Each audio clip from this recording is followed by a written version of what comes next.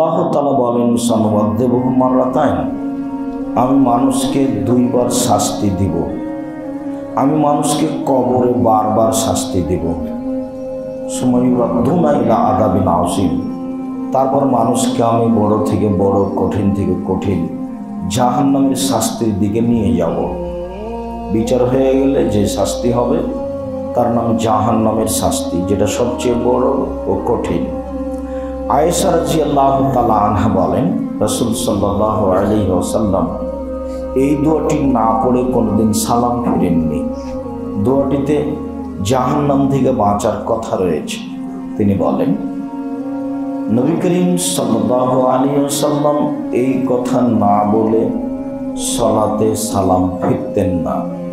তিনি বলতেন, আল্লাহুম্মা ইন্নী আউযু বিকা মিন আযাবি জাহান্নাম, আল্লাহ তোমার কাছে জাহান্নাম থেকে বাঁচতে চাচ্ছি।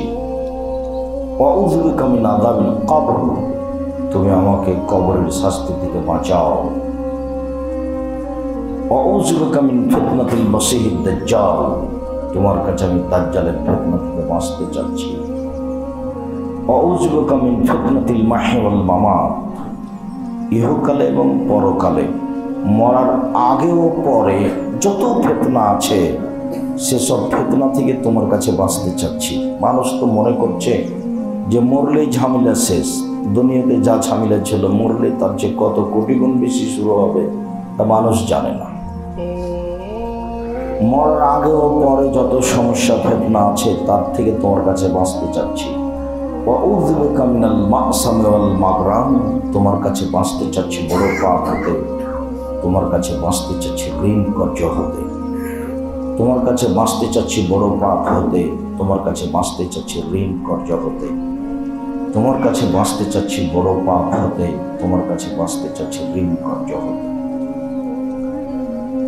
ঋণ কর্জের সমস্যা হলো যে তার জানাজা হবে না, জানাজাই বাতিল, পরকাল তো নেই, যার কারণে ঋণ কর্জ খুব কঠিন। আর বড় পাপ কেন? রাসূল সাল্লাল্লাহু আলাইহি সাল্লাম বলছেন, ওয়া ইয়াকুমুল মাসিয়া, পাপ থেকে বেঁচে থাকো। কেন?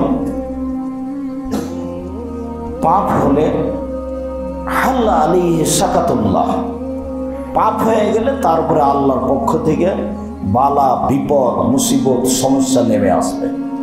যখন সে পাপী হয়ে যাবে তখন তার উপরে, ছেলের উপরে, মেয়ের উপরে, আহল পরিবারের উপরে, ব্যবসা বাণিজ্যের উপরে একটার পর একটা বিপদ, মুসিবত, বালা আসতেই থাকবে।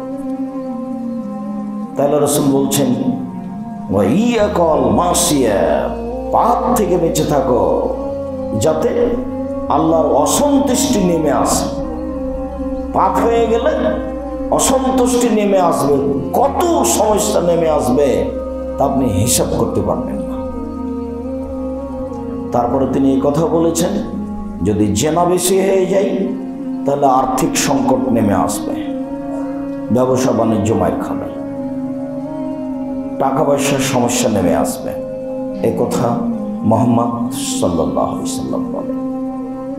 বাক্যের শেষে তিনি, দোয়ার শেষে তিনি দুইটা কথাকে খুব জোর দিয়েছেন, আল্লাহ আমি তোমার কাছে বাঁচতে চাচ্ছি বড় পাপ হতে, আমি তোমার কাছে বাঁচতে চাচ্ছি ঋণ কর্জ হতে, এই দুটা যেন আমার না হয়।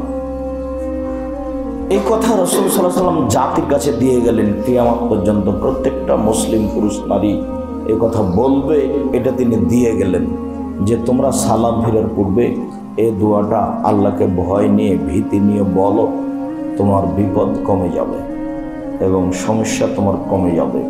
এই কথাই রাসূল সাল্লাল্লাহু আলাইহি সাল্লাম বলেন।